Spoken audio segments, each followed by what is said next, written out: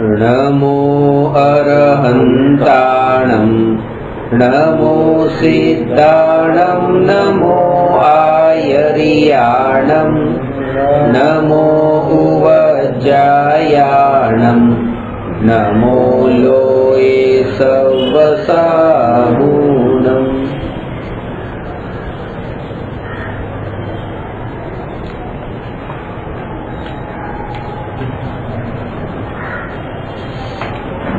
प्रश्न नंबर 295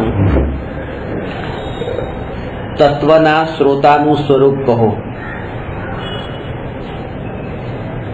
छेल्ला प्रश्न में तत्वना वक्तानु स्वरूप पूछ्युं हतुं पण एनो जवाब ए आप्यो के तीर्थंकर भगवान ए श्रेष्ठ वक्ता छे। कारण के पूर्ण वितरागी छे अने सर्वज्ञ छे। તેથી तीर्थंकर भगवान द्वारा अपाયેલો उपदेश ए परम सत्य है। कारण के तीर्थंकर भगवान ने जगतना कोईपण जीव साथे कोईपण प्रकारनुं रह्युं नथी, कोई संबंध रह्यो नथी, एटले खोटो उपदेश शा माटे आपे। हवे तत्वना श्रोतानुं स्वरूप बतावे छे कि भगवाननी वाणी सांभळवा माटे शिष्यमां भक्तमां केवा प्रकारना सद्गुणो होवा जोईए। वक्ताना स्वरूप ने कहनार वक्ता होय छे, साथे साथे श्रोताना स्वरूप ने कहनार पण वक्ता ज होय छे। श्रोतानुं स्वरूप पण वक्ता समजावे छे अने वक्तानुं स्वरूप पण वक्ता ज समजावे छे। तत्वना श्रोताने पोताना अज्ञाननुं ज्ञान तथा स्वीकार होवो जोईए। आ पहेली बात। द्रव्य दृष्टिए तो हूँ शुद्ध छूं, पण पर्यायमां जे अशुद्धता छे ते अशुद्धतानुं ज्ञान होवुं जोईए। अने एटला माटे के बीजा जो पोतानी अशुद्धतानुं ज्ञान होय तो जे अंतरमां पड़ेलो कशायनो भाव छे ऑटोमेटिक पाछो पड़तो रहे। केम मने मैं जोयुं के तमारामां आवा दोष छे, आ दोष छे, आ दोष छे, ए दोषने जोया तो ए दोष ने जोती वखते मारा अंदर जेम जेम हूँ तमारा दोषो जोऊं छुं एम एम मान कशाय ए तीव्र थतो जाय छे। कारण के पोते मोटो थतो गयो, तमे नाना पड़ता जाओ छो। पण जेवुं जोयुं के पोतानामां पण आवा दोषो रहेला छे तो तरत ज दृष्टि त्यांथी हटी।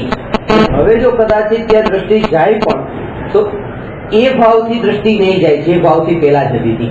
એટલા માટે કે પહેલા પોતાની પર્યાયમાં જે અશુદ્ધતા છે, દોષ છે, એ દોષનું જ્ઞાન હોવું જોઈએ। મોટાભાગના કશાય ભાવ આપણને એટલે થતા હોય છે કે બીજાના કશાયોને દેખીને પોતાને કશાય થાય છે કે આ જીવમાં આવી ભૂલ છે, આતંકવાદી છે, આટલા જીવોને મારી નાખ્યા, કે હવે એની ભૂલ છે। પણ આવી જે પોતાની દ્રષ્ટિ, કઈ દ્રષ્ટિ કે બીજાનામાં જે ભૂલ છે એ ભૂલને જોવા વાળી જે મારી દ્રષ્ટિ, આ જે દ્રષ્ટિ છે પોતાની ભૂલ છે। આપણને એની ભૂલ તો દેખાડી કે આણે 100 લોકોને મારી નાખ્યા, પણ એ નહીં દેખાયું કે 100 લોકોને મારી નાખનાર એ, એવી જે મારી દ્રષ્ટિ, એવા જે મને વિચાર આવ્યા, એવા જે મને વિકલ્પ ઉઠ્યા, આ વિકલ્પ એ મારી પોતાની નબળાઈ છે અને એ નબળાઈ જો નજરમાં આવે तो सामावाळानी नबळाई नजरमा आवशे ज नहीं। कारण के लागशे के जेम एमां दोष छे तो पछी मारामां क्या दोष नथी, दोष तो छे। तरत ज पोते एना कारणे जे अहंकारनो भाव उत्पन्न थतो तो ए भाव उत्पन्न नहीं थाय। एटले पहेला ज पोताना अज्ञाननुं ज्ञान तथा स्वीकार होवो जोईए। जो अज्ञाननो स्वीकार करीने ज्ञान प्राप्त करवा वक्ता पासे जाय तो ज वक्ता थकी सत्य समझण प्राप्त करे। पूरी रीते कोरी पाटी थई जाय, मने कई आवडતું નથી। श्रोता जिज्ञासु होवो જોઈએ। आ श्रोताનું स्वरूप जे बताव्યું છે એ શ્રોતાની વાત જ્યારે કરું ત્યારે વક્તાનું સ્વરૂપ તો સમજવાનું તીર્થંકર ભગવાનનું સ્વરૂપ છે અને શ્રોતાનું સ્વરૂપ જ્યારે કહું ત્યારે સમજવાનું ગણધરનું સ્વરૂપ છે। આ ગણધરની વાત કરી છે કારણ કે સૌથી શ્રેષ્ઠ વક્તા તીર્થંકર છે અને સૌથી શ્રેષ્ઠ શ્રોતા ગણધર દેવ છે। અને એ ગણધર દેવ જેવી જિજ્ઞાસાથી અને ઉત્કંઠાથી પ્રશ્ન પૂછે છે અને સમાધાન મેળવે છે, એ રીતે અહીંયા કથન કર્યું છે કે આપણે પણ આવા સદગુણો પ્રગટ કરીએ પોતાનામાં. બીજું કે શ્રોતા અને સાધક, આ શ્રોતા એટલે ખરા સાધક કે જેની સાધના હજુ અધૂરી છે અને સાધ્ય સુધી જઈ રહ્યા છે, એ જીવની સ્થિતિ એવી હોય કે એ જીવને પોતાના દરેક સમયે પોતાના મનુષ્ય ભાવની મહિમા હોય કે હવે જેટલો સમય મળ્યો છે આ એકલાનો માર્ગ છે, હું પેલા પોતાના આત્માનું કલ્યાણ કરું. એક વ્યક્તિ એ કીધું કે મારે યુરોપ જવું છે. કેટલા વખત માટે યુરોપ જવું છે? 30 દિવસ માટે યુરોપ જવું છે. સામેવાળી વ્યક્તિએ જવાબ આપ્યો, સમજદાર હતી, 30 દિવસ માટે યુરોપ જવું છે, યુરોપ જોઈ જ નહીં શકો તો. બીજી વ્યક્તિ પણ હતી ત્યાં, એ કે હું પણ યુરોપ જાઉં છું. તમે કેટલા દિવસ માટે જાઓ છો? કે 15 દિવસ માટે.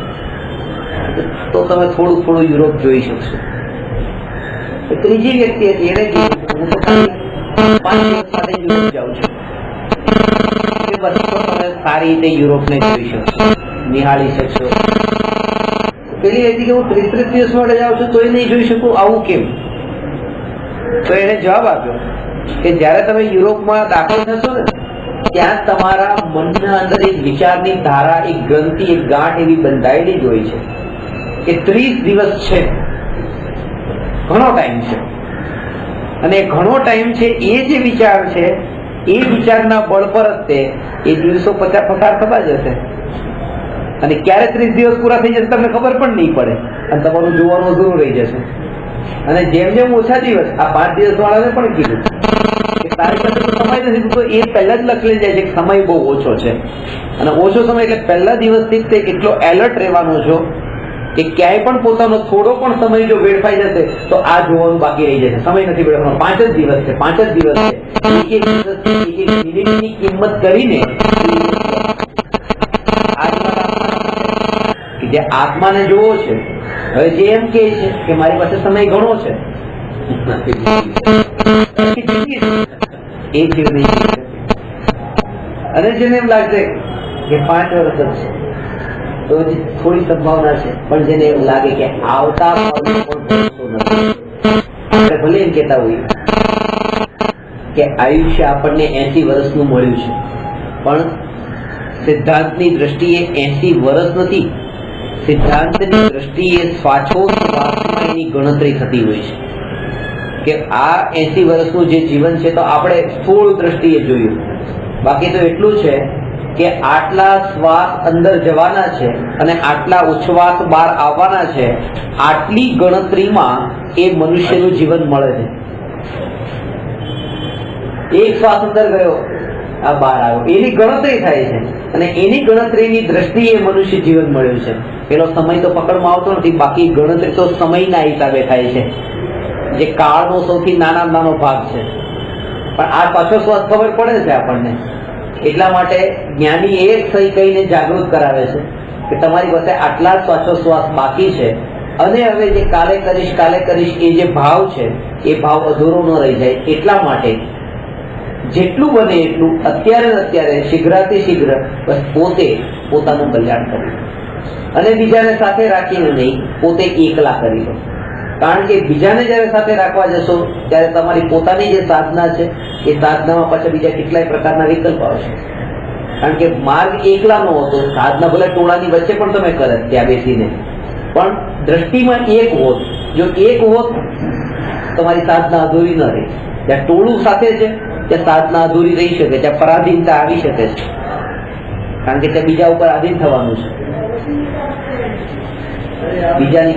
બીજાનો વિચાર નહીં, હું પોતે પોતાની સાધના કરવા માટે, પોતાના હિત કરવા માટે આ ઉપદેશને સાંભળું છું. ત્યારે પોતાને એકલા રૂપે નજરમાં લીધો ત્યારે જે કરુણાનો અને દયાના ભાવથી જે ભાવનાઓમાં વહી જવાતું હતું એ નહીં વહાય. કારણ કે ત્યાં પોતે ખબર છે આ મારે પોતાને કરવાનું છે. આ જે ભાવનાઓ વહી જવાનો મતલબ એ જ છે કે આ પણ બેનની તબિયત ખરાબ થાય એટલે તમે ન આવો સાધના કરવા માટે, બરાબર છે, ન આવો. બેનની તબિયત પણ તમે વિચાર કરો કે એ વખતે તમે જ દવાખાનામાં જવું પડે તો તમે એમની ખબર કાઢવા તમે જવાબ નથી કે ના લાવો મારી બેનની તબિયત ખરાબ છે, લાવો એની સાથે હોસ્પિટલમાં રહું, પોતે જ બીમાર પડી ગયા તો. પણ એ વ્યવહારનો જે આપણો તીવ્ર મોહનો ભાવ, આ મોહનો ભાવ છે, અને આપણો મોહ એવો છે ગણતરીના હિસાબે ચાલે છે. આપણા અંદર ભાવ છે, કરુણાનો પણ ભાવ છે અને મોહનો પણ ભાવ છે. બેનના પ્રત્યે કરુણાનો ભાવ પણ છે, પણ સાથે મોહનો ભાવ પણ છે. કરુણામાં મોહ સમાયેલો છે. એમ ખબર પડે કે કોઈ એક વ્યક્તિનું મરણ થયું તો દુઃખ થયું, પણ એ દુઃખ એટલું ન થયું. ખબર પડી કે પાકિસ્તાનનો તો એટલું ન થયું, ભારતનો છે તો વધારે દુઃખ થયું. એ ભારતનું કોઈ મરે છે તો દુઃખ વધારે થાય છે. એમાં પણ પછી આપણે ભેદ પાડીએ છીએ. આ મોહની અંદરની જે ગાંઠ બંધાયેલી છે કેવા પ્રકારની છે એને સમજો પહેલા કે ભારતનો છે, પણ ભારતમાં પણ હવે એ ખબર પડી કે મુસલમાન છે તો એટલું દુઃખ નહીં થાય, અને હિન્દુ છે તો થોડું વધારે દુઃખ થશે. એમાં પણ ખબર પડી કે હિન્દુ ને જૈનમાં પણ જૈન છે તો હજી વધારે દુઃખ થશે. એ ખબર પડી પાડોશીનું છે અને પોતાના ઘરનું છે તો પોતાના ઘરમાં હજી વધારે દુઃખ થાય છે. પોતાના ઘરમાં પણ પાછું કોણ કે દૂરનું છે કે નજીકનું છે, પોતાની પત્ની જ છે, પત્ની છે, પોતાનો દીકરો છે, ત્યાં પછી એમાં વધારે મોહનો ભાવ છે, ત્યાં વધારે દુઃખ થાય છે. હવે આની જયારે વાત આવે, એક માએ કીધું ને એના દીકરાનું મરણ હતું તો યમરાજાને બોલાવવાનું કીધું કે ભાઈ લઈ જાજો, પણ દીકરાને નહીં, મને લઈ જાજો એમ. કારણ કે મેં તો આખી જિંદગી બહુ જીવી અને બહુ ભોગવી લીધું, હવે માન નથી રહ્યું, દીકરાને બદલે મને લઈ જાઓ. પણ જયારે યમરાજા આવી જાય છે ત્યારે તરત જ આંગળી ચીંધી દે છે. યમરાજા તમે જે લેવા માટે આવ્યા છો ને આને લેવા માટે આવ્યા છો, માર નથી આવવાનું. એટલે જે ખરો ટાઈમ આવે ત્યારે દીકરાનો મોહ પણ ત્યારે છૂટી જાય છે, ત્યારે પોતાનો જ શરીરનો મોહ, આને બચાવું, હવે દીકરાને પણ નહીં. આ મોહનું સ્વરૂપ. અને આમાં પણ એવા ભેદ પડેલા છે. જો ડોક્ટર એમ કહે કે ગળું કાપવું પડશે અને એમ કે પગ કાપવા પડશે, પછી કે પગ કાપી નાખવું પણ ગળું નહીં કાપવું. આમાં પાછા બે ભેદ કરી નાખાય. જેમ હિન્દુસ્તાન પાકિસ્તાનના ભેદ છે એવી રીતે આ શરીરમાં પણ મોહના ભેદ છે કે પગ કપાશે તો ચાલશે પણ કોઈ મારું ગળું કાપી નાખે તો એ નહીં ચાલે. છેલ્લે આપણે પોતાના અસ્તિત્વને બચાવવા માંગીએ છીએ બસ. કારણ કે જાણીએ છીએ પગ કપાઈને પણ મારું સેલ્ફ એક્ઝિસ્ટન્સ તો રહેવાનું, ગળું કપાશે તો હું જ નહીં. છેલ્લે આપણે પોતાના અસ્તિત્વને બચાવીને રાખવા માંગીએ છીએ. અને ગુરુનો ઉપદેશ પહેલો એ જ છે, તમે આત્મા છો, તમારું સેલ્ફ એક્ઝિસ્ટન્સ અનંત છે, ત્યાં જ ભાઈ કરી જેને જોઈતું હતું. કારણ કે એને તો એટલું જોઈતું હતું છેલ્લે કે હું બચું, બસ હું બચું, હું રહું. અને એ જ અહીંયા પહેલા એની શ્રદ્ધા કરાવી, એનું જ્ઞાન કરાવ્યું કે તમે રહેવાના છો, તમારું અસ્તિત્વ છે. અને એ અસ્તિત્વના બળ પર જ તે જૈન ધર્મમાં જે સાધનાની વિધિ બતાવી છે અને હિન્દુત્વમાં બતાવી છે, બેમાં અલગ છે. હિન્દુ મતમાં એ તે વર્ણની સ્થાપના કરી અને હિન્દુ મતમાં એ બતાવ્યું કે તમારે જો દીક્ષા લેવી હોય કે સંન્યાસ લેવો હોય તો સંન્યાસ ઘડપણમાં જ લેવાનો. ત્યારે તમે જુવાનીને ભોગવો, ઘર સંસાર ભોગવો, સંસારને ભોગવી લો અને પછી જે ઘડપણમાં એક ઉંમર આવે ત્યારે તમે પછી સંન્યાસ લો. જૈન ધર્મમાં એ વાતને ના પાડી. જૈન ધર્મમાં બતાવ્યું કે જુવાન હોય, બાળક હોય તો પણ સંન્યાસ લઈ શકે છે. મહાવીર ભગવાને તો 30 વર્ષની ભર જુવાનીમાં તે સંન્યાસ દીક્ષા લીધી હતી, ઘડપણની રાહ નથી જોઈ. આ તો મહાવીર ભગવાનની વાત કરી. અને કુંદ આચાર્ય તો 11 વર્ષની ઉંમરે દીક્ષા લઈ લીધી. 11 વર્ષની ઉંમરે દીક્ષા લઈ લીધી.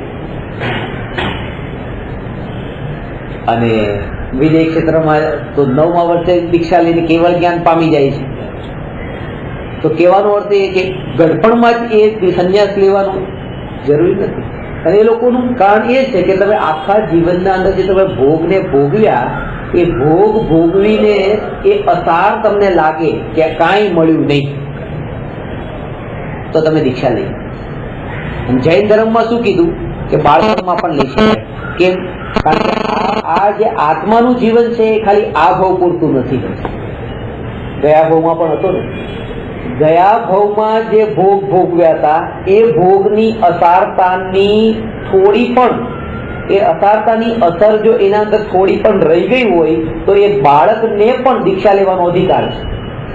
કારણ કે ગયા ભોગમાં જે ભોગ ભોગવ્યા હતા એ અસાર, કારણ કે અહીંયા ઘટપણમાં એને શું કર્યું, આખા જીવનના ભોગની અસારતા એના અંદર જો હોય તો એ શિક્ષા સંન્યાસ લઈ શકે. હવે બાળકમાં પણ જો ગયા ભોગમાં ભોગવેલા ભોગની અસારતા જો અંદરમાં શ્રદ્ધામાં ગુથાયેલી હોય તો આ ભાવમાં બાળપણમાં પણ એ દીક્ષા લઈ શકે છે.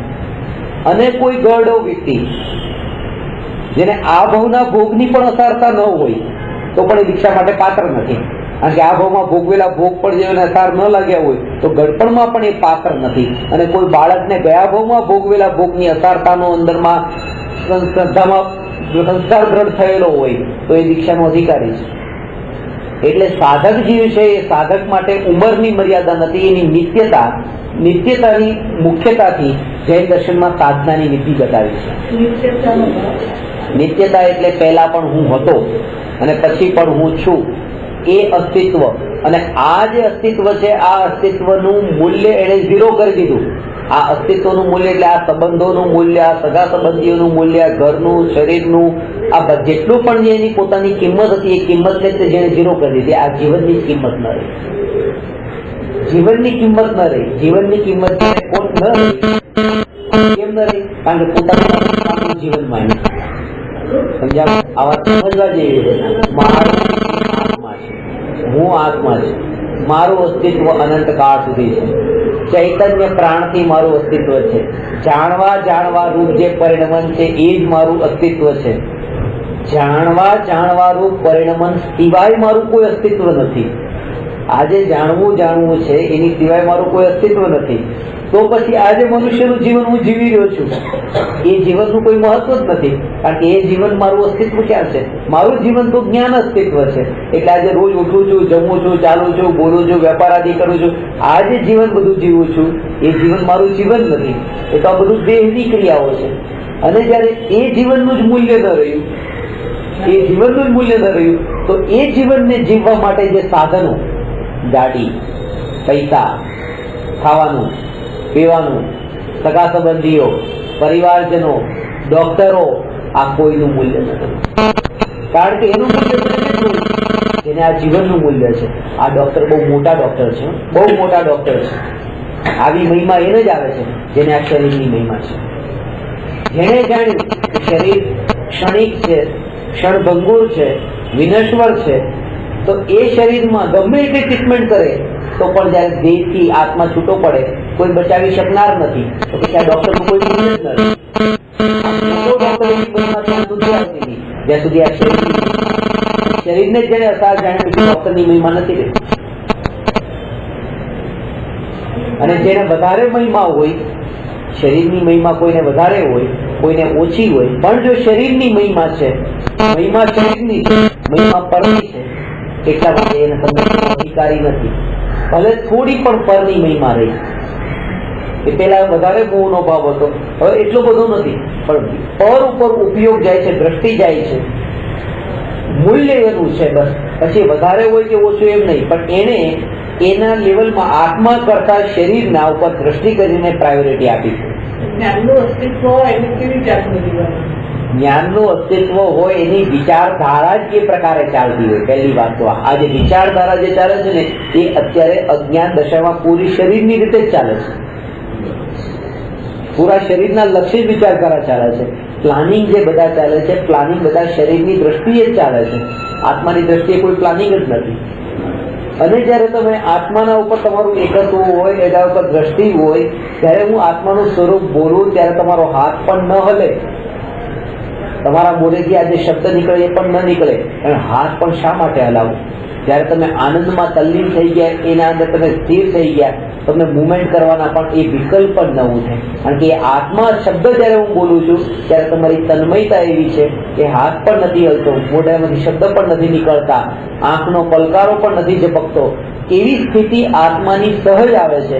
ક્યારે કે જ્યારે તમે એમાં તન્મય થતા એકાગ્ર થતા આત્માના સ્વરૂપને સાંભળો છો, ત્યારે તેમાં સંસ્કાર એવો જ શરીર વાળા સંસ્કાર જે છે બધા ધીરે ધીરે મંદ પડતા જાય છે. આ ગાંઠો બહુ અંદરમાં એવી પડેલી છે જેને તમારે આનો જ અભ્યાસ તમારે કરવાનો છે.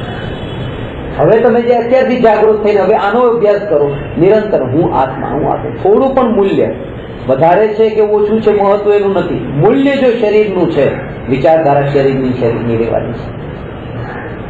એક વ્યક્તિ લિફ્ટમાં સફર કરે છે.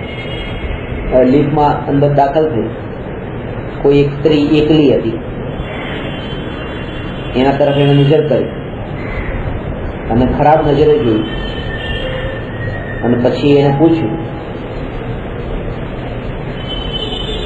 આવું છે કે મારી સાથે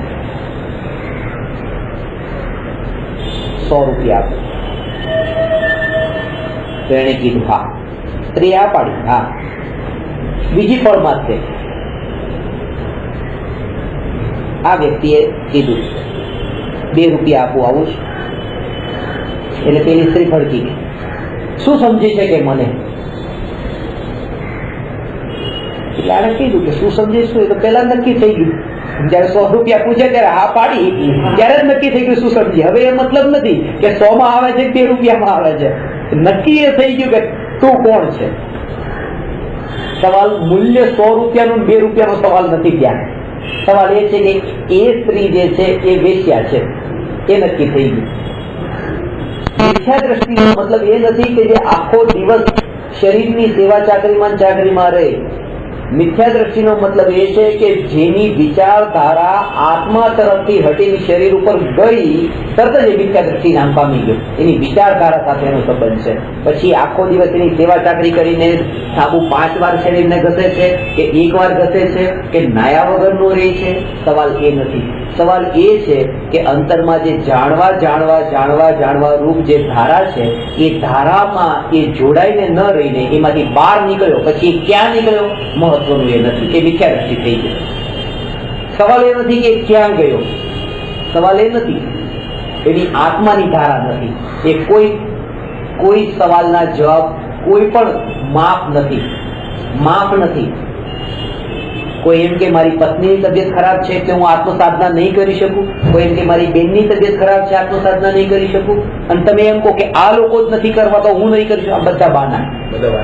જ્ઞાનની જો જાગૃતિ હોય ને, જ્ઞાનની ધારા જો તમારી અંતરમાં હોય, તમને અંતરમાં કોઈ સંયોગ જ અસર ન કરે. હું જાણનાર મારી અંતરની જાગૃતિ હોય, કોણ મને અસર કરે?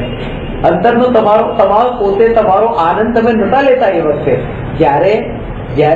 જ્યારે તમારા કાનમાં સમાચાર પડ્યા કે તમારા પરિવારમાં કોઈને આવું થયું, કોઈનું મરણ પણ થઈ ગયું, તમે તમારે પોતાની આનંદની ધારામાં નતા. આનંદની ધારામાં જ્ઞાન સાથે એકત્ર કરીને ધારામય જો જીવન જીવતા હોત ને, એ સમાચાર કાનમાં પડતા પણ તમારી ધારા તૂટે નહીં. પણ તો એનો જ અભ્યાસ કરવાનો છે. લોકોપવાદનો ભય જે છે એ ભય ટળવો જોઈએ. આ નામનો ભય છે, કારણ કે પછી ખરાબ દેખાશે.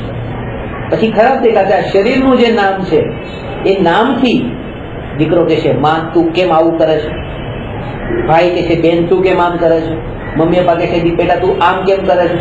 આ પરનો ભય, પરની અપેક્ષા, પરના શબ્દો જે સ્વભાવમાં જે ઉતર્યો છે, એને જગતના કોઈ પણ સંબંધો, એના થકી કહેવામાં આવતા કોઈ પણ શબ્દો એ કોઈ અસર કરતા નથી. કારણ કે પોતાના આનંદની ધારાને છોડી જવાય ક્યાંય માંગતો નથી.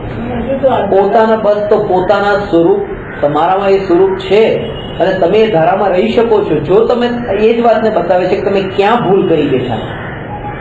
આ પ્રેક્ટિકલ એક્ઝામ્પલ તમને એટલા માટે, ભૂલ ક્યાં કરી બેઠા? કારણ કે તમારી જે આત્મા રૂપ જે ધારા છે, એ ધારામાં તમે એટલા તન્મય નતા, એટલા માટે તે બહારના સંયોગો તમને ખેંચીને લઈ જતા રહ્યા. ખાલી આ તો નિમિત્તાવાની વાર હતી. તમારે તો જોઈતું જ તું, તમારા બધું જોઈતું હતું, દોડવું હતું, તમને ઢાળ મળી ગયો છે. આ કોઈ તમને લઈ જવા વાળું નથી. તમારે એ જ કરવું હતું. તમારે સાધના નથી જ કરવી. કારણ કે ભલભલી વ્યક્તિ પણ જો સાધના એને પોતાના આત્માની કરવી છે, પોતાના આત્માનું કલ્યાણ કરવું છે, કોઈ બીજો નજરમાં નથી આવતો. તમે કીધું હું એકલો કરીશ સાધના, મારે ઊંચા વાળી હવે હું બંધ મોઢે કરીશ, વિચારથી કરીશ.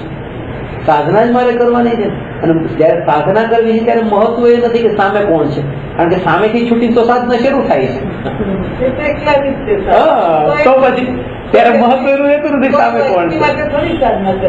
એટલા માટે જ તે કે જે સાધના પોતાના માટે કરવાની છે, તો પછી સાધના જયારે આપણે નથી કરતા ત્યારે પણ એ વાત નહીં. અને જયારે તમે એમ કહો છો ને કે ભલે ઠીક છે તો આપણે જ્યાં પણ રહ્યા ત્યાં હવે સાધના તો કરીએ, પણ જ્યાં રહ્યા ત્યાં સાધના તમે એ વિષયોમાં લપેટાયેલા એવા છો જ્યાં તમને થોડો પણ સમય નથી મળવાનો. ત્યાં વિકલ્પો વિકલ્પો વિકલ્પો એવા થવાના છે કે તમને જે પુશઅપ કરીને જે રોંદવાના હતા, જે કુંભારની જેમ જે કામ કરવાના હતા, માટીને રોંદે, પગ મૂકી મૂકીને ખૂંદી દે, પૂરેપૂરી એવી કરી નાખે કે ખૂંદીને ત્યારે એમાંથી માટલું બને. એને ઘડવા માટે થઈને ખૂંદાવવું પડે. એ ગુરુ તમને ખૂંદી દે, એવા ટોકર મારે, એવા ઠોકે, પણ એ ઠોકાવવા માટે પણ એટલી તૈયારી બળ જોઈએ કે હા ઠીક છે, કારણ કે જો કઈ સૃજન થતું હોય તો આ નષ્ટ થતું હોય તો પણ ચાલશે. કારણ કે પહેલી વાત કીધી અને એનું કારણ એ છે, કારણ એનું એ છે કારણ કે પહેલો જ વિચાર, પહેલો ઘડો ઊંધો છે કે આ શરીર તે હું છું, આ શરીર તે હું છું, શરીર તે હું છું. એ જ વિચારથી શરૂઆત કરી. એટલા માટે જ પછી આ પ્રશ્ન ઉભા થાય છે કે હવે આ મારી બેન, હવે આ મારું ભાઈ, હવે આ મારી પત્ની છે. શરીર હું છું ત્યાંની શરૂઆત કરી. ત્યાં તમારી જો ચિંતનની ધારામાં તો એ વાત છે, દેહ હોવા છતાં પણ દેહ રહિત દશાનો અનુભવ થાય છે, વિકલ્પ હોવા છતાં પણ વિકલ્પ રહિત દશાનો અનુભવ થાય છે. ત્યાં માત્ર જ્ઞાન રૂપ અનુભવ થાય છે, જ્ઞાન સિવાય બીજો કોઈ અનુભવ થતો નથી. પણ એ ભૂતકાળના અનુભવો એની શ્રદ્ધામાં પડેલા છે, એના બળ પર એ ટક્યો છે કે ભૂતકાળમાં વિષયોની લપેટોમાં હું એવો લપેટાયો હતો, મને હાથમાં કઈ નતું મળ્યું, મને હાથમાં કઈ ના આવ્યું, પણ તો અત્યારે પાછો હું શા માટે જાઉં છું? તરત જ પાછો વળે, તરત જ જાગૃત થઈને પાછો વળે, અને પાછો વળે પોતે પોતાના બીજો જે છે એ બીજાને પણ ન લે, બીજાને પણ વચ્ચે ન લે. આના ઉપરથી એક બોધ, મને એક નવો બોધ મળે. જેને ઊંઘવું છે ને એના કાનમાં જઈને બેન્ડ બાજા નહીં વગાડો, બ્યુગલો નહીં વગાડો, ઢોલ નગારા નહીં વગાડો. જેને ઊંઘવું છે, કોઈ માણસ સૂતો હોય ને સુવા દો, ડિસ્ટર્બ નહીં કરો. એને ભટકવાનો અધિકાર છે સંસારમાં. એ સંસારમાં છે તો એને ભટકવું જ છે, ભટકવાનો અધિકાર છે. એને વધારે હેરાન નહીં કરો. કોઈ માણસ સૂતો હોય તો આપણે જો એનું ભલું ઈચ્છતા હોય ચૂપચાપ નીકળી જઈએ છીએ, ઉઠાડતા પણ. જ્ઞાની એ જ કામ કરે છે. જ્ઞાની જોવે છે, બિલકુલાચાર્ય જોવે છે કે આટલા લોકોનું ટોળું બધા ઊંઘી રહ્યા છે ને મોહની ઊંઘમાં, કેમ એક એકની પાસે એને કેવા ન ગયા, સમજાવવા ન ગયા? એને ભટકવાનું છે, એને અધિકાર છે ભટકવાનું.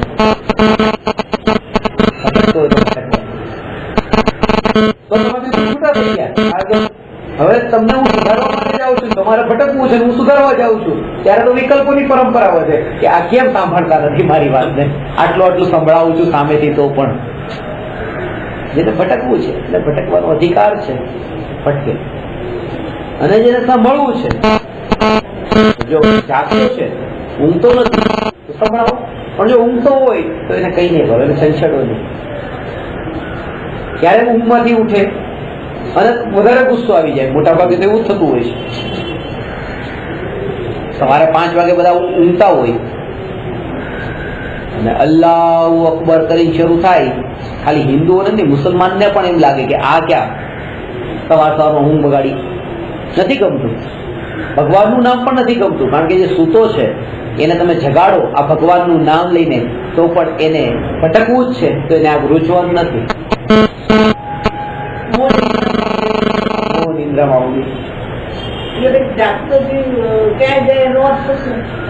જાગતો જીવ ઉભો છે તે ક્યાં જાય? જરૂર પ્રાપ્ત થાય. એટલે કે તમને આત્માની શોધમાં છો, આત્મા પ્રાપ્ત કરવો છે,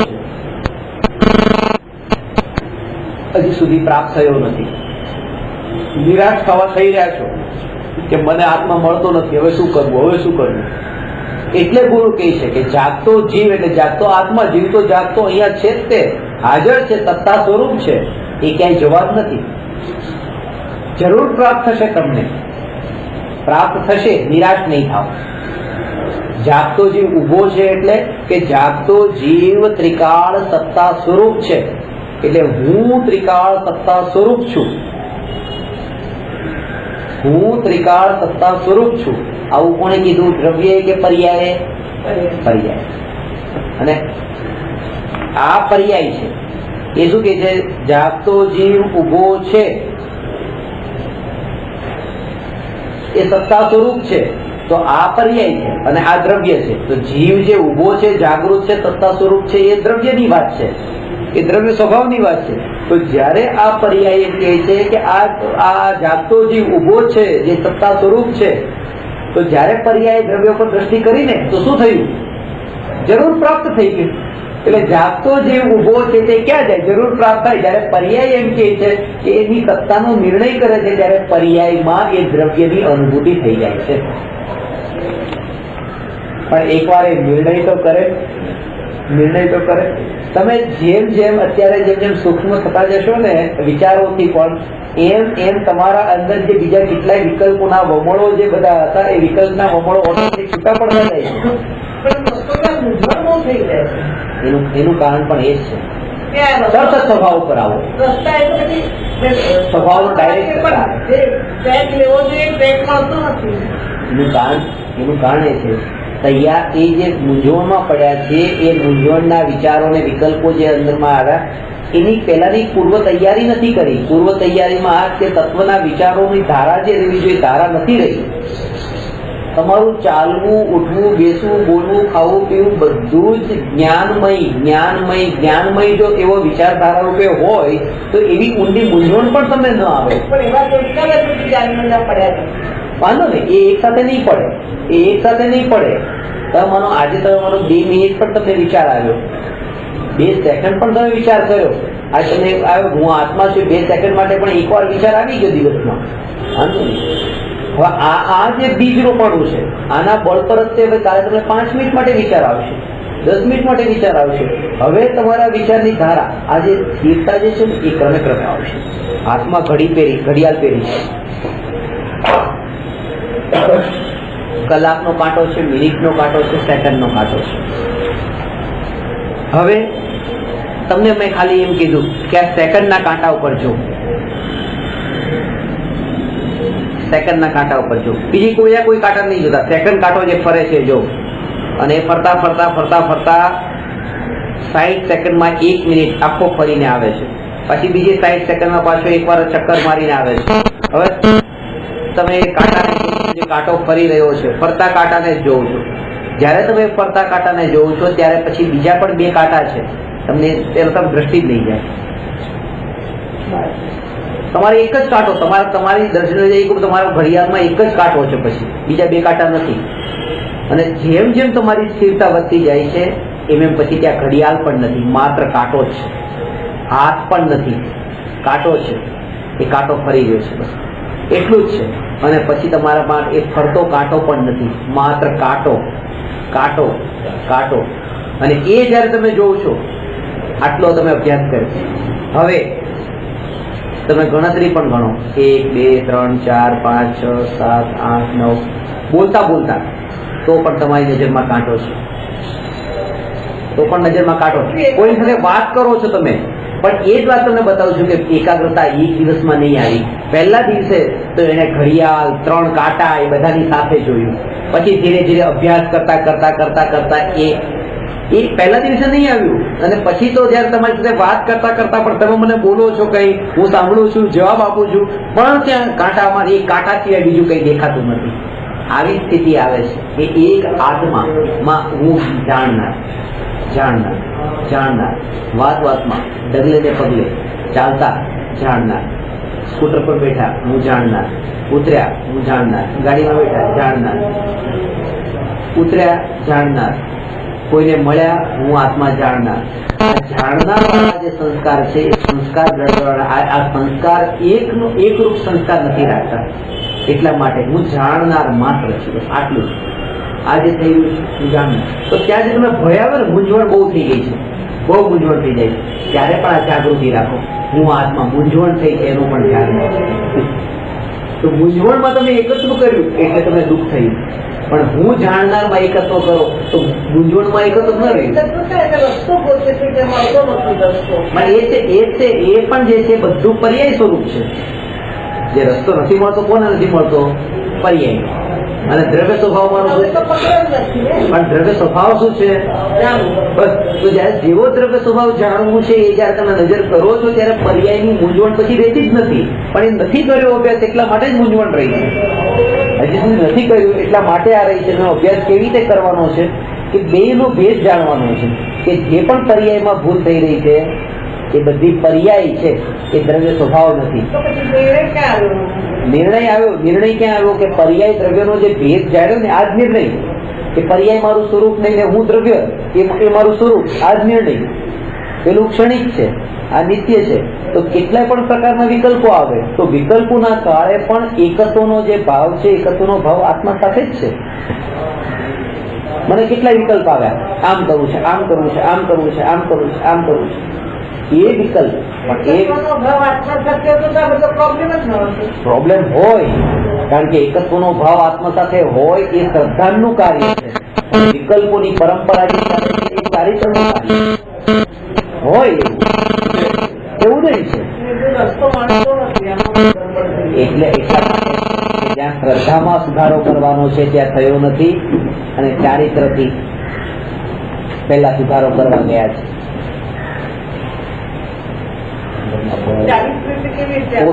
આ છે કે મારે વિકલ્પો, મૂંઝવણ બહુ આવે છે, વિકલ્પો બહુ થઈ જાય છે, આ થઈ જાય છે, તકલીફ થઈ જાય છે, રાગદ્વેષ પણ થઈ જાય છે. આ બધા પણ આત્મા નથી મળતો એ પણ ભાવ જે થઈ જાય છે. આ બધું જ વિકલ્પો છે. આ બધા વિકલ્પો છે, અને વિકલ્પો ચારિત્ર મોહના ઉદય છે. પણ એ વિકલ્પો જે છે એમાં ભેદ જ્ઞાન કરવાનું છે. તમે વિકલ્પોને મહત્તા આપીને, શરીરને મહત્તા આપો કે વિકલ્પોને મહત્તા આપો, મહત્તા તમે પરને આપી છે. શા માટે આપી પરને મહત્તા? અને પરને મહત્તા આપી છે એનો મતલબ પોતાની મહત્તા નથી. અને જેને પોતાની મહત્તા નથી તો પોતે ખાલી ખાલી લાગે છે, કારણ કે પોતાનું જે પરિપૂર્ણ ભરપૂર સ્વરૂપ છે એ પ્રગટ્યું નથી. એટલે અંદરમાં ખાલીપો લાગે છે, કારણ કે પરિપૂર્ણતા નથી, અધૂરાપણું લાગે છે. પરિપૂર્ણતાનો તો અનુભવ નથી, અધૂરાપણું લાગે છે, એટલે એને ભરવા માટે જાય છે. તો કેવી રીતે ભરું? કે લાવ, હું મારા સગા સાથે સંબંધ રાખું, મારા દીકરા સાથે સંબંધ રાખું, થોડા દુકાનથી પૈસા કમાઈ લઉં, લાવ આ કામ કરી લઉં, થોડા ઘરમાં વસ્તુ વસાવી લઉં. આ બધી વસ્તુ, આ બધા વિકલ્પોની પૂર્તિ કરીને અંદરનું જે ખાલીપણું છે એને ભરવા માંગે છે. કારણ કે ખાલીપણું છે. અને જો પહેલો જ ઘડો સીધો હોય કે હું પોતે પરિપૂર્ણ છું, તો હવે આ કોઈ પણ થી ભરવાની જરૂર નથી. શબ્દમાં રહી જાય છે. પણ આનો અભ્યાસ કરશો તો અભ્યાસ થશે. પરિપૂર્ણ છું, અધૂરો નથી. તમે છલાંગ મારવા માંગો છો, છલાંગ નહીં મારો, છલાંગ નહીં મારો. કેવળ પેલા આ ભૂમિકામાં કરીને એનો અભ્યાસ કરીએ છીએ. નિરાશ પણ તમે ખાવ છો ને, હજી અત્યારે આટલું થઈ જાય છે, વિચારોમાં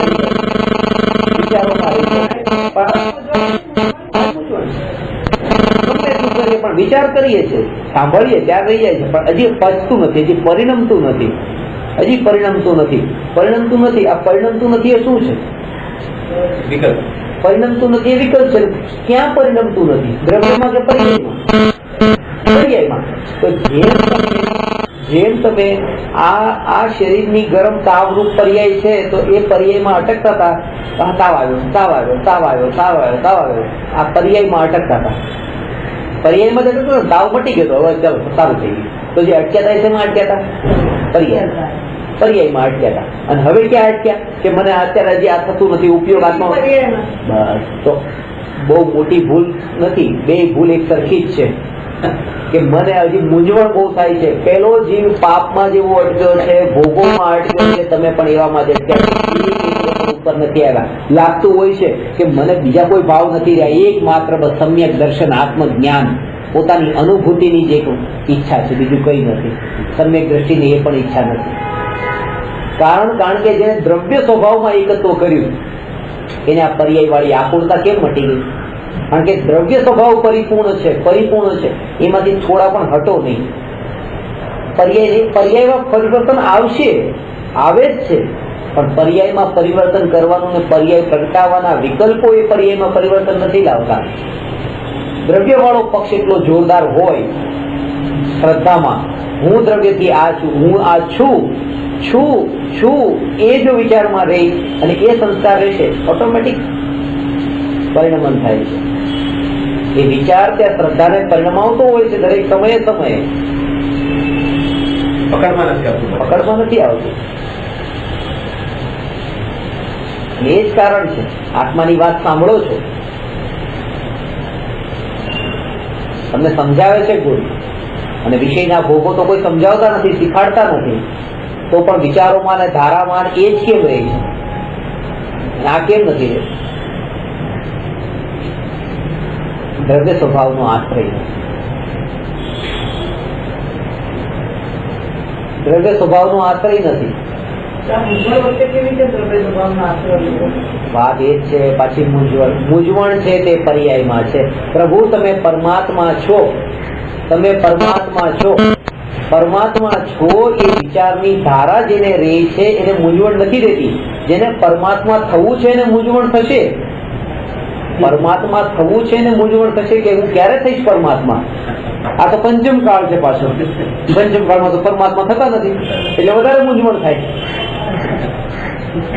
પણ હું પરમાત્મા છું, એ પરમાત્મા છું એટલે હું પરમાત્માનું કામ શું છે? જાણવું. રાગદ્વેષ કરવા પરમાત્માનું કામ છે? પરમાત્મા રાગદ્વેષ કરે? પરમાત્મા માત્ર જાણે ને, લોકાલોકને જાણે તે પરમાત્મા. વિતરાગી ને સર્વજ્ઞ તે પરમાત્મા છે, જેમાં રાગ નથી અને જ્ઞાન છે. બસ, તો હું દ્રવ્ય સ્વભાવથી રાગ રહિત છું અને જ્ઞાન સહિત છું. હું પરમાત્મા છે એ તો છું.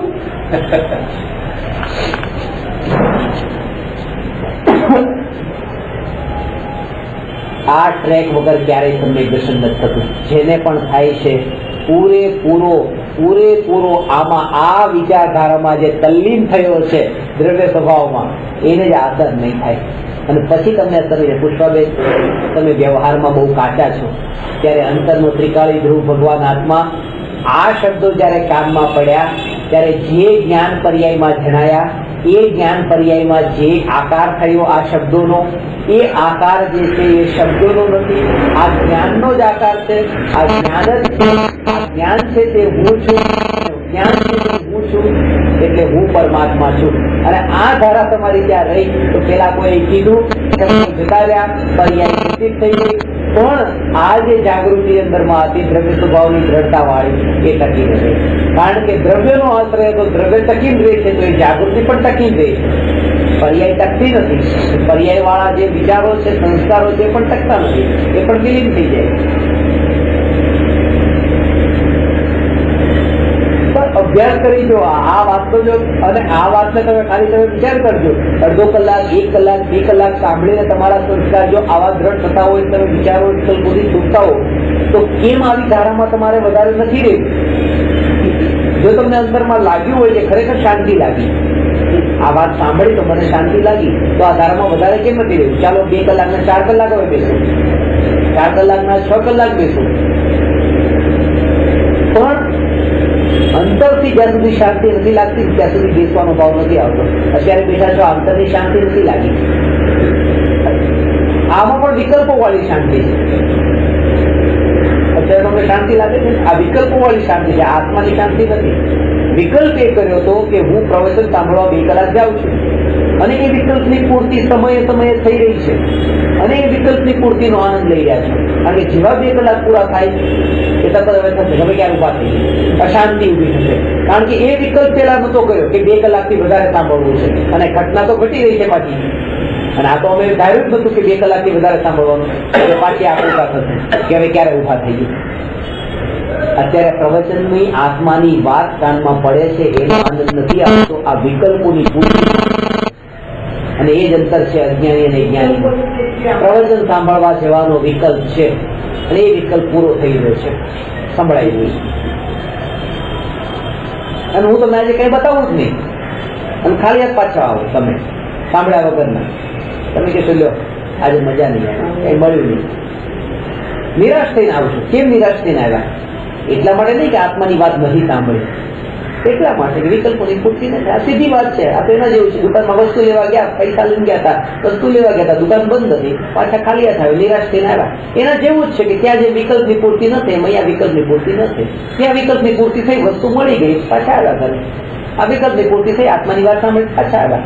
આત્મા જે જાણપણું જે છે, જાણવું એનો આનંદ અત્યારે નથી, એનો સંસ્કાર પણ નથી રોપાયો. એનો સંસ્કાર જયારે રોપાય ત્યારે તમારી આ જે વર્તમાન પર્યાયમાં વિકલ્પોની પૂર્તિ થઈ રહી છે એ પણ પકડમાં નહીં આવે. ત્યારે હું પણ પકડમાં નહીં આવું, એ શબ્દો પણ પકડમાં નહીં આવે. ત્યારે એકલું આ જાણપણા સિવાય બીજું પકડમાં નહીં આવે. એવા જો એકાદ બે જગથી અંદર મરાઈ જાય, ડૂબી જવાય, એકવાર જોડાઈ જવાય તો સદભાગ્ય સમજવું પોતાનું કે જેના માટે આપણે તરસ્યા હતા એ પાણી.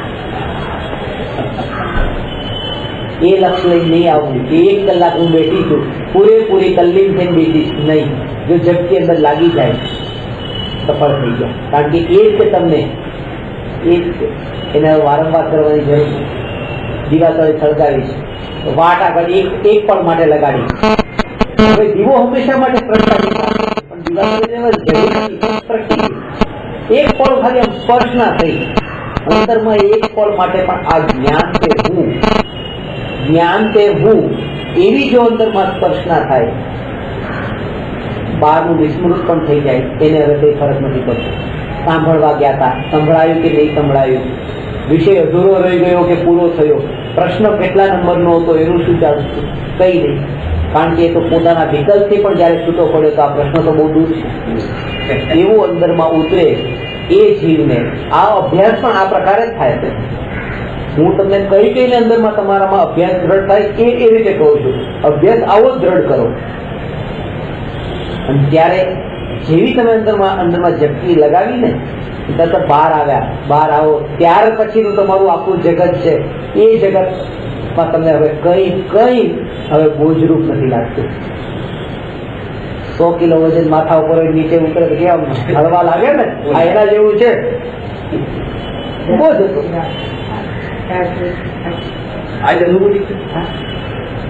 સચિન તેંડુલકરે આ કીધું.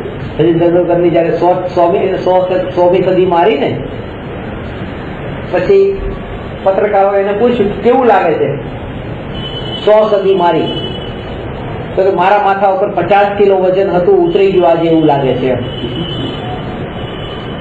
વજન એનું હતું જ નહીં, સદી નથી કરી, વિકલ્પોનું વજન હતું. હા, વિકલ્પો અને વિકલ્પો પૂરા થઈ ગયા. અત્યારે પૂરા થાય એ જે વિકલ્પ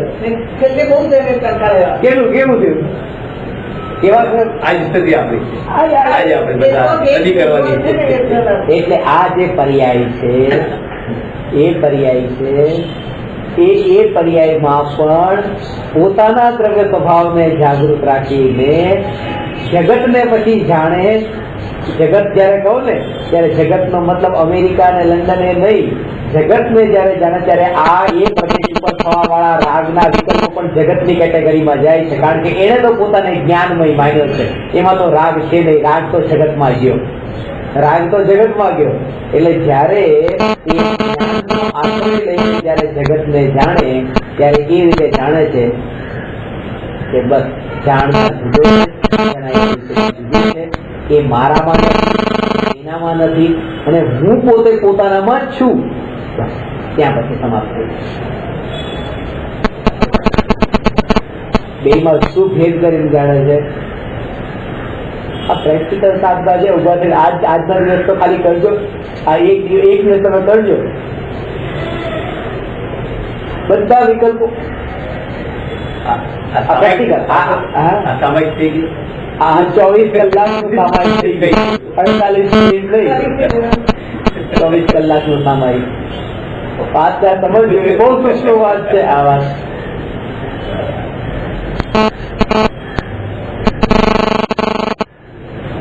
સ્વભાવ તો પ્રગટ છે. પહેલી વાત તો પહેલી વાત આ જાગૃતિ કે જેટલું દૂર હું અમેરિકાને જાણું છું એટલું દૂર પેલા રાગનો વિકલ્પ જાણું. જેમ જગત મેં કીધું દુનિયા, તો દુનિયાના દેશો જે છે એ રીતે આ રાગના ભાવ ને રાગના વિકલ્પ પણ દુનિયાની કેટેગરીમાં ગયા. તમને આ બોલી રહ્યો છું, બોલવાનો ભાવ ઉત્પન્ન થયો છે. આ બોલવાનો ભાવ તમને જે સાંભળવાનો ભાવ થયો છે એ સાંભળવાનો વિકલ્પ, આ સાંભળવાનો રાગનો વિકલ્પ, શબ્દને સાંભળવાના રાગનો વિકલ્પ, આ બધું તમે જગતની કેટેગરીમાં રાખ્યું. એટલું દૂરનું રાખ્યું છે. અને જાણનાર માત્ર એને અલગ રાખ્યું છે. અને આ જાણનાર તે હું, અને આ જે જણાઈ રહ્યું છે તે હું નહીં. હું આ જગતમાં નથી. હવે હું જગતની વ્યાખ્યા બીજી વાર નહીં બતાવું. જગત એટલે પેલો વિકલ્પ રાગનો. હું જગતમાં નથી, જગત મારામાં નથી. હું પોતે પોતાનામાં છું. હું પોતે પોતાનામાં છું. હવે ત્યાં કોઈ વિકલ્પ નથી. કારણ કે વિકલ્પ તો ત્યારે જ ઉભો થાય કે એક હોય જાણનાર અને જે જણાય તે કોઈ બીજું હોય. જે બીજું છે જ્યાં પરનો વિકલ્પ છે ત્યાં સુધી એ નિર્વિકલ્પ નથી. કઈ વિકલ્પ છે?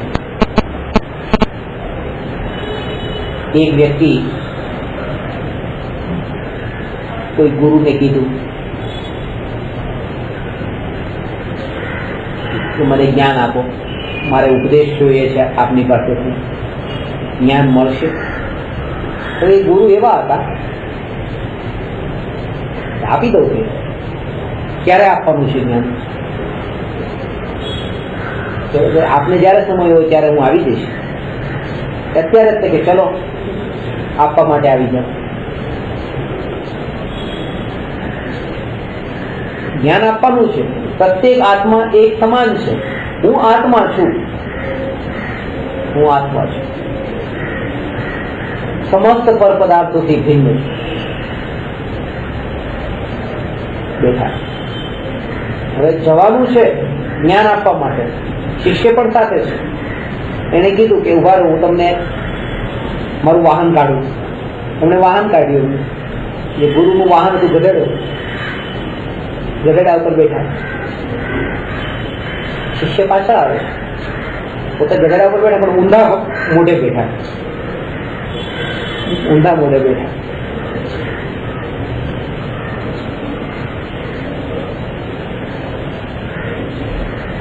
તો પેલા પૂછ્યું કે આવી રીતે કેમ બેઠા છો? ગધેડો જાય છે સીધો, તમે આમ ઊંધા અને અમે પાછળ. હું કારણ બતાવ્યું કે જો હું આમ સીધું મોઢું રાખું તમારો પીઠમાં ભાગ તમને થાય અને તમારો અનાદર થયો કહેવાય. પીઠ બતાવી તમને, પીઠ બતાવી અનાદર થયો કહેવાય.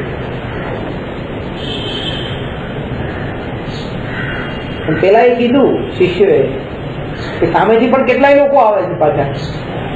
અમે તો થોડા જ છીએ, સામેથી આવવા વાળા ઘણા છે. તો જયારે આ બાજુ મોઢું રાખશે ત્યારે પીઠ પાછળ નહીં થાય. કહેવાનો મતલબ શું હતો? એકનો વિનય કરવા જાય તો બીજાનો અવિનય થઈ જાય છે. એક પર ઉપર નજર કરી તો ક્યાંક બીજા પરમાં એ ફસાયો છે. પર આવ્યું વચ્ચે ત્યાં એ ક્યાંક ને ક્યાંક ફસાયો. આ શિષ્યને નજરમાં લીધો, કોઈ પાછ બીજો ફસાયો. બીજાને નજરમાં લે તો આનું અપમાન થાય, આને લે તો બીજાનું થાય, ક્યાંક ને ક્યાંક થશે. એટલા માટે જ્ઞાની આ વિકલ્પોમાં નથી. જ્ઞાની નજરમાં પર છે જ નહીં. એને એટલા માટે આ વિકલ્પ નથી કે મારી પીઠ ક્યાં છે, મારું શરીર ક્યાં છે, માથું ક્યાં છે. અરે આપણે પીઠને બતાવીએ ને કોઈને, ભગવાનની સામે પણ આપણે ને પીઠને બતાવવી જોઈએ. પણ આ પીઠ હમણાં ઉમરાળામાં મેં આ દેવ દર્શનની વિધિ લીધી હતી ને, એમાં આ ટોપિક લીધો હતો કે ભગવાનના દર્શન કર્યા પછી જયારે પાછા જઈએ ત્યારે ઊંધું ફરી નહીં જવાનું, પીઠ બતાવી નહીં જવાનું. એ જ રીતે જે રીતે આવ્યા હતા એ જ રીતે.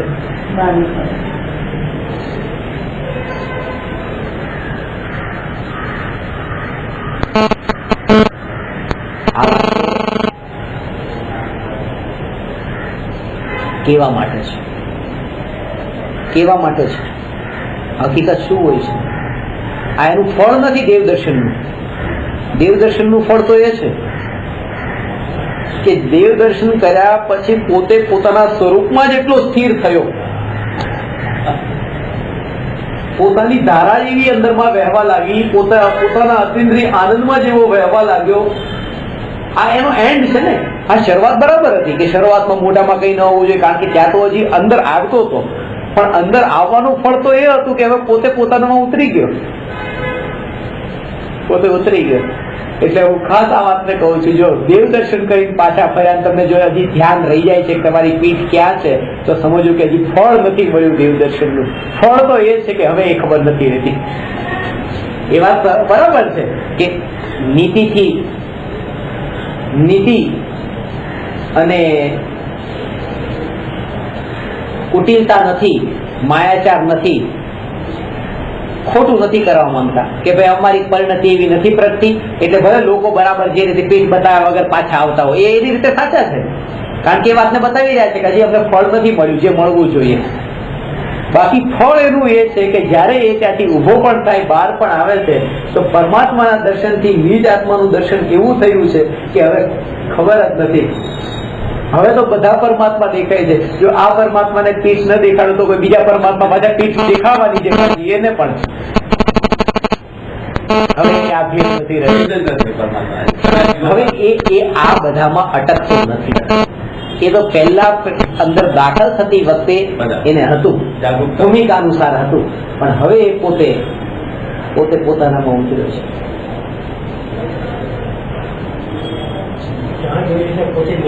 પોતે દેખાય છે એટલા માટે ખાલી પરમાત્મામાં પોતે નથી દેખાતા. હવે પરમાત્માને દેખીને પોતાને દેખ્યો, પરમાત્માને દેખ્યા તો પોતાને દેખ્યો, પણ હવે પોતાને દેખ્યા પછી હવે એકલા પરમાત્મા એ પોતા રૂપે નથી લાગતા. હવે તો જીવ માત્ર પોતા રૂપે લાગે છે, અને જીવ માત્ર નહીં, હવે તો જીવ અને જળ બધું જ પોતા રૂપ લાગે છે. બધા પૂતગલો પણ પોતા રૂપ લાગે છે. બધા પૂતગલો પણ પોતા રૂપ લાગે છે, કારણ કે પૂતગલો તો જ્ઞેય છે, અને જ્ઞેય જ્ઞાનનું જ પરિણમન જણાય છે. એટલે જળમાં પણ ચેતનનું જ પરિણમન અનુભવમાં આવે છે. એટલે ભલે નજર બારણા તરફ ગઈ તો પણ ત્યાં જ્ઞાનની અનુભૂતિ થાય છે, બહારનું નથી. એ તો જગતના માટે છે. અને એટલા માટે જેની દ્રષ્ટિમાં આ વાત આવી એને હવે આની પણ પરવા નથી કે દુનિયા શું કે છે, પાછળ પીઠ દેખાડી ચાલો છો, કારણ કે હવે એ તો પોતે એટલો ઉતર્યો છે કઈ ફરક નથી પડતો કોણ શું વાત કરશે. હવે આ સ્થિતિએ આવવું એના માટે અભ્યાસ માંગે છે, બહુ અભ્યાસ માંગે છે. કારણ કે લોકોપાદનો ભય ટળી જાય. કોણ શું કહે છે, પોતાની અંદરની મહિમા માટે, પોતાની અંદરની આ મારા માટે શું કહે છે, આ મારા માટે શું કહે છે. આના ઉપરથી એ કે તમે પણ કોઈના મરણમાં પણ જાઓ તો એટલા માટે નહીં જતા. હવે અને જતા તો બંધ કરી દેજો. આટલી તો સરળતા રાખજો કે કેવું લાગશે, કેવું દેખાય. વિકલ્પ આવ્યો છે એટલે જવું છે, નહીં કે કેવું લાગશે એટલે જવું છે. અને કેવું લાગશે એમાં બીજો કારણભૂત બની ગયો, એને કેવું લાગશે. અને મને વિકલ્પ આવ્યો છે મારી વર્તમાન પર્યાયમાં નબળાઈ છે એટલા માટે જાઉં છું. નબળાઈ પેલા પોતાનામાં શોધવાની છે, ભૂલ પોતાનામાં શોધવાની છે. આ પર્યાયમાં રહેલી ભૂલ છે, નહીં કે કોઈ બીજો કારણભૂત છે.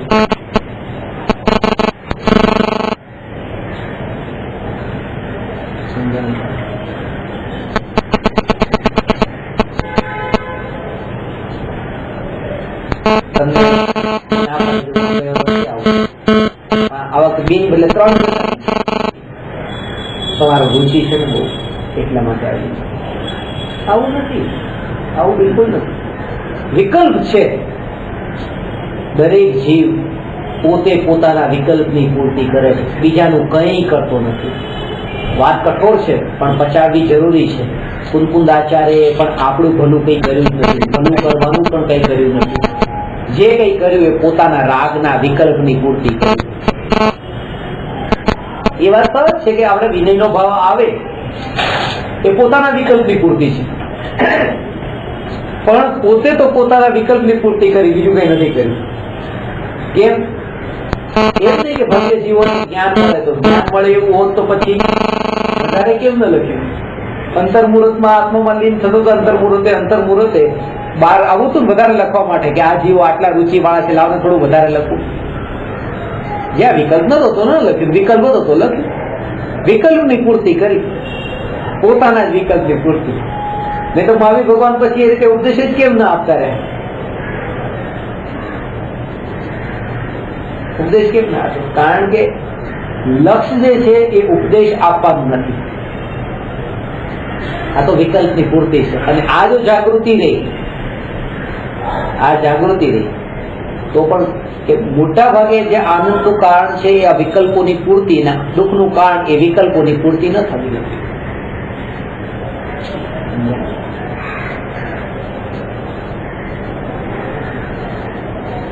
તમે સાધના ન કરી આટલા દિવસ, તમને દુઃખ થયું?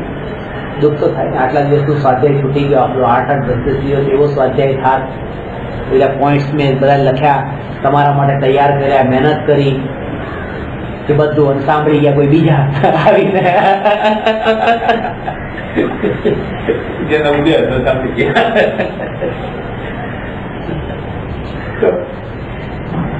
જેના કઈ કાળ લબ્ધી ઉદય યોગ્યતા પાકી એના ભાગ્ય એના કાનમાં વાત પડી, લક્ષ્મણ નતા રાગ્યા. લક્ષ્મણ કોઈ હતા બીજા કે આ જીવો ને આ વાત બરાબર છે.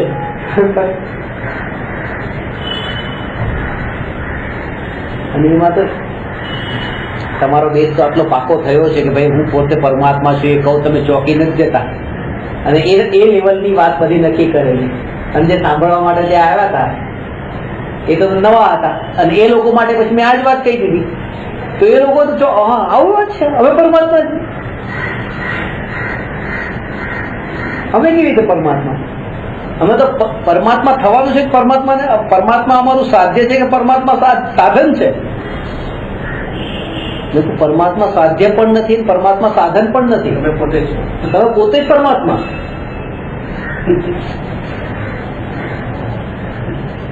મોટા ભાગે જે ભગવાનની ભક્તિ કરવા જાય છે એ ભગવાનની ભક્તિમાં ભગવાન એનું સાધ્ય નથી, પરમાત્મા એનું સાધ્ય નથી. પરમાત્મા તો સાધન છે.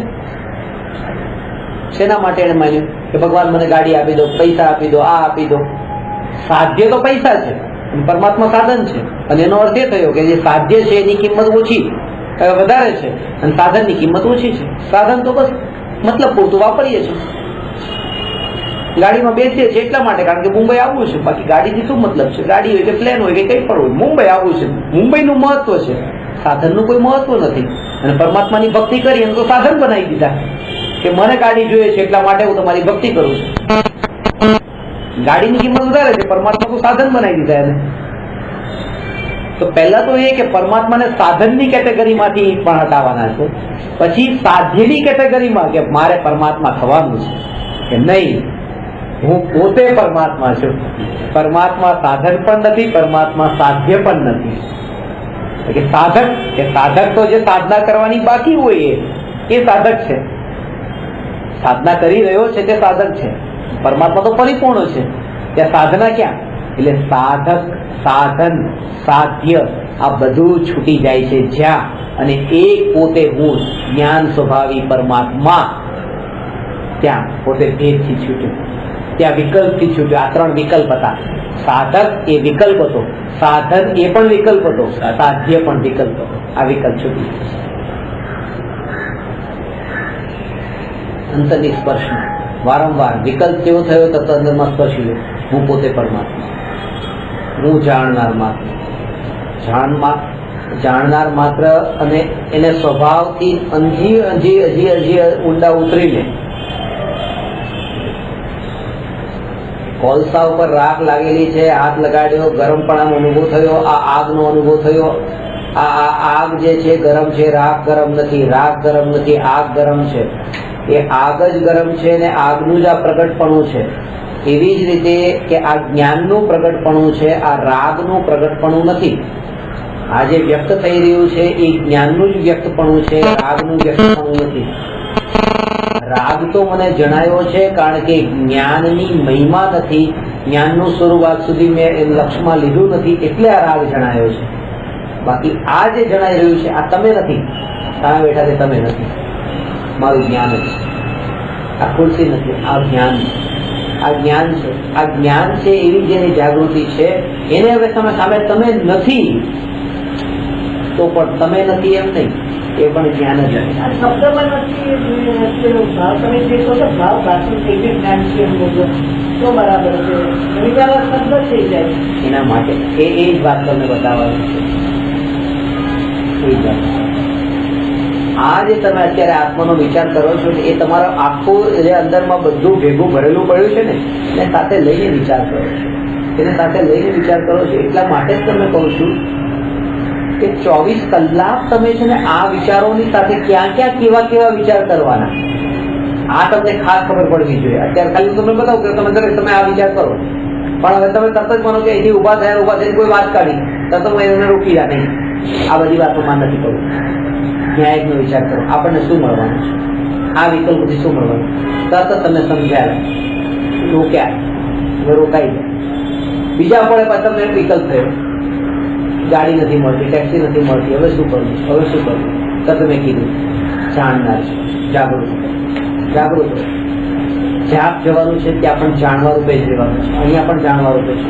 તમે કોઈ આ લક્ષ્ય લઈને તમારે ક્યાંય જવાનું નથી.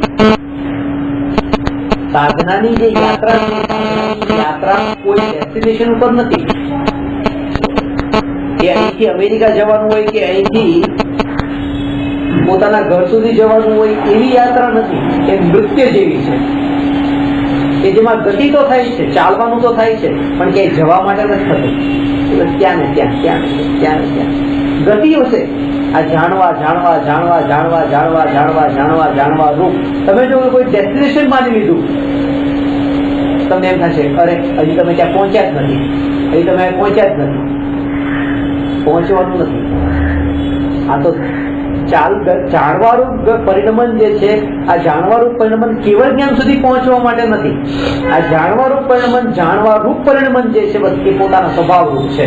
એ કઈ જવા માટે નૃત્યની જેમ કીધું કે એ પગલા ભરે છે, પહેલું ડગલું લીધું, બીજું ડગલું લીધું, ત્રીજું લીધું, ચોથું લીધું, પાંચમું લીધું, પણ એવી રીતે ડગલા લેતા લેતા લેતા પછી જોવે 1 કલાક સુધી નૃત્ય કર્યું અને પગ તો ચાલ્યા, પણ જોયું તો ત્યાં ક્યાં જતા.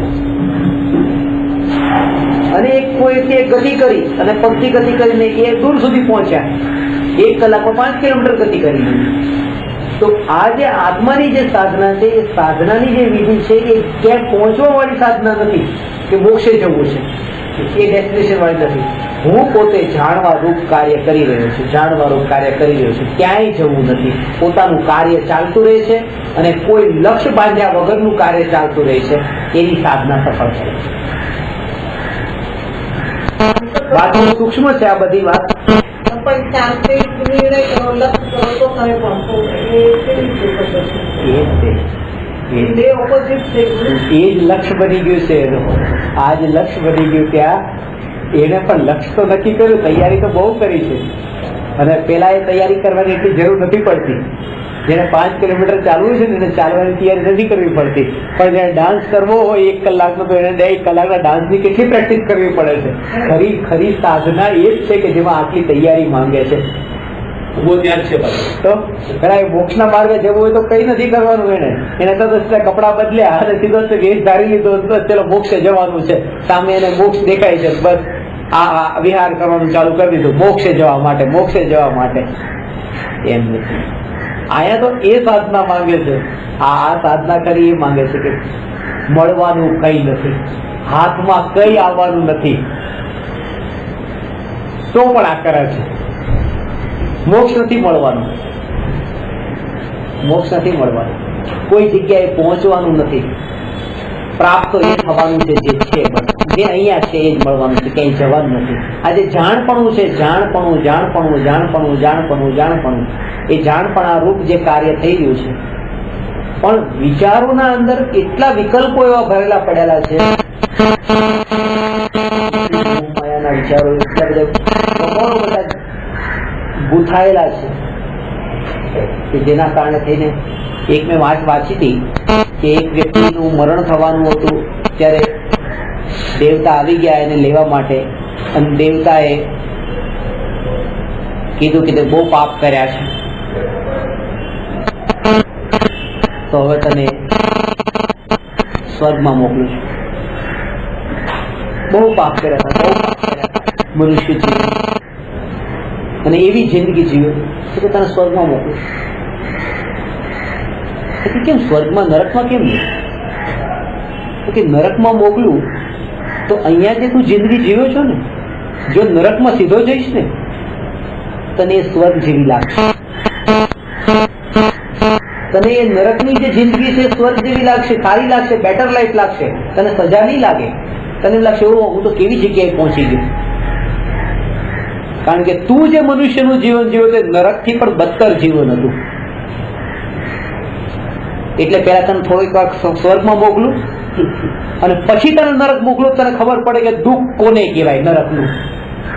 કહેવાનો અર્થ એનો એ હતો કે અત્યારે જે આપણે આ જીવન જીવીએ છીએ, નારકીઓને આવા વિકલ્પો નથી હોતા લાંબા લાંબા, એ મામાના ને કાકાના ને ફઈના ને બેનના ને ભાઈના ને એ આ બદતર જિંદગી છે નરકથી પણ, અને એ વિકલ્પોના ભમોળો પૂરા લઈને બેઠા છો ને આત્મા સાંભળવા માટે. એટલે પછી નથી, એટલે નથી પકડા. પકડા તો દૂરની વાત, સાંભળવા નથી મળતું. આ બધા લઈને બેઠા ત્યારે તો આપણે કોઈ બીમાર પડે અટકી જાય છે સાંભળવાનું પણ. સાધના તો દૂરની વાત, પત્ની બીમાર પડે પતિને સાંભળવાનું અટકી ગયું, પતિ બીમાર પડે પત્નીનું સાંભળવાનું અટકી ગયું, કોઈનું મરણ થઈને સાંભળવાનું અટકી ગયું, કોઈ ના ગયો એના માટે સાંભળવાનું, કોઈ ના ગયો એના માટે સાંભળવાનું અટકી ગયું. નરકમાં આવું નથી હોતું. કોઈ લેવા દેવા નહીં, કોઈ મિત્રતા નહીં, કોઈ સાથીદાર નહીં. આ તો સાથીદાર બનાવ્યા તો એક ના કારણે બીજાનું અટકે. નરકમાં આવું નથી. આ નરકથી પણ બદતર જીવન છે, અને એ જીવન જીવીને આપણે આત્મા મેળવવા માંગીએ છીએ. ક્યાંથી મળે? બહુ સૂક્ષ્મ વાત છે. એટલા માટે એકલાનો માર્ગ છે. ગમે તેમ કરીને મરીને પણ સમય નથી એમ સમજીને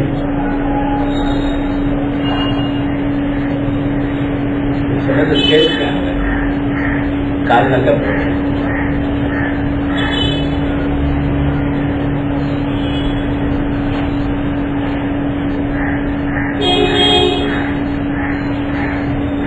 પહેલી વિચારધારા જ ઊંધી ચાલે છે.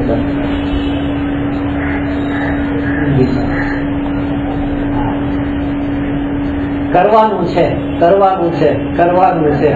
આમાં જ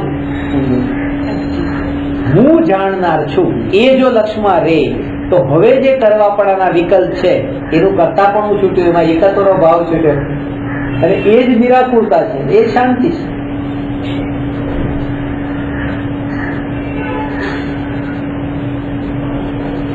એ શાંતિ છે. દૂર દૂર સુધીના પદાર્થોમાં આજે પહેલો જ વિચાર જે ખોટો હતો, વિકલ્પોથી. અહીંયા બેઠા છો, વિકલ્પો ઘરના, પત્નીના, છોકરાના, એ વિકલ્પો વિકલ્પો વિકલ્પ વિકલ્પ એ વિકલ્પો એ ત્યાંના જે બધી ગાંઠો અંદરમાં પડેલી છે એ જ અત્યાર સુધી લઈને ખેંચીને જાય છે. સમજણ નથી. એક કથા હતી, એક વ્યક્તિના જીવનની ઘટના. પોતે એક જગ્યાએ પોતાનું ઘર નતું, બહારગામ ગયો હતો, હોટલમાં રોકાયો હતો. હોટલમાં રોકાયો, નીચે ઉતર્યો, ચેકઆઉટ કરી દીધું. ચેકઆઉટ કર્યું, સામાન વામાન બધો ટેક્સીમાં મૂકી દીધો. સામાન મૂક્યા પછી ખબર પડી પોતાની છત્રી તો રૂમમાં જ રહી ગઈ છે. તો પાછો સામાન ટેક્સીમાંથી ઉતાર્યો, ત્યાં મૂક્યો, છત્રી ત્યાં ગયા. પેલા રિસેપ્શનિસ્ટને કીધું કે ચાવી આપો કે મારી છત્રી રહી. કે એ રૂમ તો કે કોઈ બીજાને આપી દીધો છે, અને નવયુવક દંપતી હતા, નવા નવા લગ્ન થયા, કે એને રૂમ આપી દીધો છે. તો કે ઠીક છે, હું લઈ જાઉં. પછી ત્યાં ગયા અને ત્યાં દરવાજા પર પહોંચ્યા તો બંને વચ્ચે વાર્તાલાપ ચાલતો હતો, પતિ પત્ની વચ્ચે. આ તો કે મારે કરવું શું, છત્રી લીધા વગર તો જવાય નહીં પાછું, અને આ બેયની વાતો સાંભળ્યા વગર પણ પાછું જવાય નહીં. તો વાતો સાંભળવા ઉભો રહી ગયો. તો જે કાળા ઉપર જે હતો દેખાતું હતું એમાં કાન રાખ્યો, તાળા ચાવીનું ત્યાં કાન રાખ્યો, સાંભળ્યું.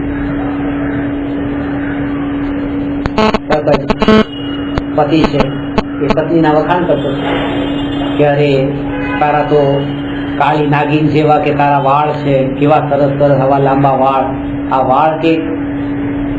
તો પત્નીએ કીધું અરે કે આ તો તમારા જ છે. અરે તારી આ માછલી જેવી આંખો, તો કે અરે આ પણ તમારી જ છે. ધીરે ધીરે બધું વર્ણન કરું પત્ની કીધું આ તો તમારું જ છે, આ તમારું. આનાથી રેવાયું નહીં, તરત જ કીધું કે ભાઈ પેલી છત્રીનો વારો આવે તો એમ કેજો મારી છે, પછી એની નથી.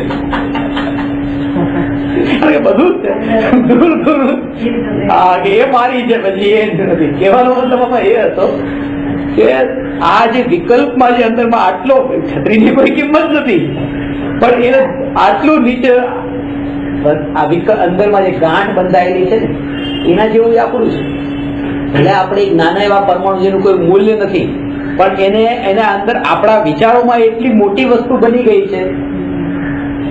અને એ જ તે આ આત્માની વાતને પચવા નથી દેતી, કાનમાં પડવા નથી દેતી. કોઈ એટલું મૂલ્ય નથી. નાની નાની ઘટના, કઈ થોડો તાવ વધી ગયો, શરીર કઈ થોડું ગરમ થઈ ગયું, પગ અકળાઈ ગયા, કઈ થયું, તરત જ ચિંતા, હવે શું થશે, હવે શું થશે. શરીરમાં કઈ પણ થયું, હવે શું થશે, આ લઈ લો, આમ કરી લો, આમ કરી લો, થોડું ઘણું બેસી ગયું, પાછી દાજે છે, દાજી લઈ લો, આ થઈ જાય, આમ કરી નાખો. તાત્કાલિક જે આ શરીરના માટેના જે વિકલ્પો છે ને, હજી આપણી એક સમય એવો આવે કે આ બધું ખબર પણ ન રહે, યાદ પણ ન રહે. પહેલો આપણે ટ્રીટમેન્ટ કરવાના જે વિચારો ઉઠે છે એ પણ આ દેહની એટલી કે હજી આને બચાવવું છે, ટકાવવું છે, આનાથી મારું જીવન છે, આ નહીં તો મારું જીવન નહીં, આ નહીં તો મારું જીવન નહીં. અને જેણે માન્યું કે મારું જીવન જે છે આનાથી નથી, તો પછી એને છૂટું ભાવ કરવું. હા, તો ક્યાંથી છૂટે?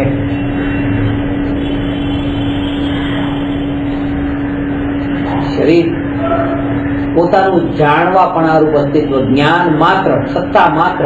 અને એ જ્ઞાનમાં આનંદની વાત એ છે કે રાગનો નાશ થાય છે, જ્ઞાનનો નાશ નથી. એટલે એ ભય પણ જતો રહ્યો કે હવે આ જ્ઞાન રહેશે કે નહીં રહે. આ જે જ્ઞાન છે તે જ્ઞાન મારું સ્વરૂપ છે અને તે નિત્ય છે. જાણવું તે નિત્ય છે. તેથી હું નિત્ય છું, હું નિત્ય છું. તો હવે જે ભય ઉભો થતો હતો કે હવે કાલે હું રહીશ કે નહીં રહું, કાલે મારું અસ્તિત્વ રહેશે કે નહીં રહે, એ ભય પણ ટળી ગયો. કારણ કે હું તો રહીશ, જાણવું તે હું, અને હું તો રહેવાનું છું. એ જાણવાને સાધ્ય, એ જાણવું જેનું સાધન અને એ જાણનાર સાધક, આ ત્રણેય અભેદ જ્યાં થયા ત્યાં નિર્વિકલ્પ આત્માની અનુભૂતિ થાય છે. એ વાત અહીંયા સાધ્ય સાધક સાધન. અને એવો શ્રોતા હોય કે જેનું એક જ આ ધ્યેય કે હવે આ જ વાત સાંભળવી છે, બીજી કોઈ વાત હવે આત્મા છે, એની દ્રઢ શ્રદ્ધા હોય, એક ભરોસો હોય. કુંભારનું જે માટલું બનાવે, માટલું બનાવે અંદર હાથ રાખીને બહાર રાખે, તેમ અંદરથી પકડી રાખે છે અને બહારથી ઠોકે છે, ફેરવે છે. તો એ ઉપરથી તકલીફ પણ મારતો જાય છે, અંદરથી પછી એને સપોર્ટ પણ આપ્યો છે. ગુરુની પાસે જાય ત્યારે આ બે વાતની શ્રદ્ધા કે ગુરુ જે ઉપરથી એમ તાપલી મારે તો પણ એટલા માટે કે પાછળથી હાથ રાખીને આપણને એ ઘડવા માંગે છે, બચાવવા માંગે. એ તો કામ ન થાય.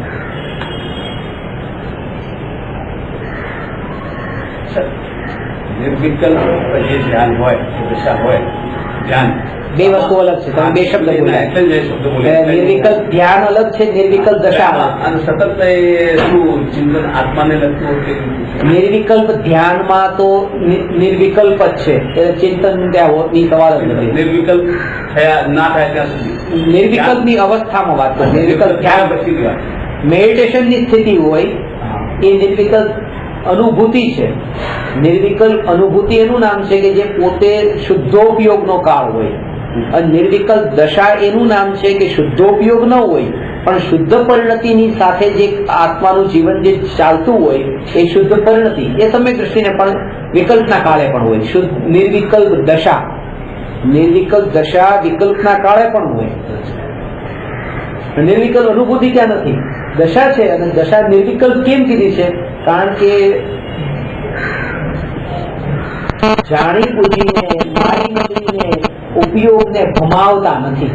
આ ઉપયોગનું સ્વરૂપ કેવું હોય છે જેને ભમાવતા નથી. આજ બપોરે જોવાનું છે આપણે. લગભગ 1 કલાકનું આ ટોપિક છે.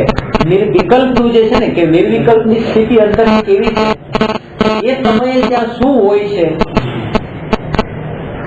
એ જેટલું વચનમાં આવશે એ બધું બપોરે લઈશ. આજે છોડતા નહીં. આજે બપોરે ક્યાં પાછા અહીંયા નહીં લે. નમો અરહંતાણમ નમો સિદ્ધાણમ નમો આયર્યાણમ નમો ઉવચાયાણમ નમો લોય સવસા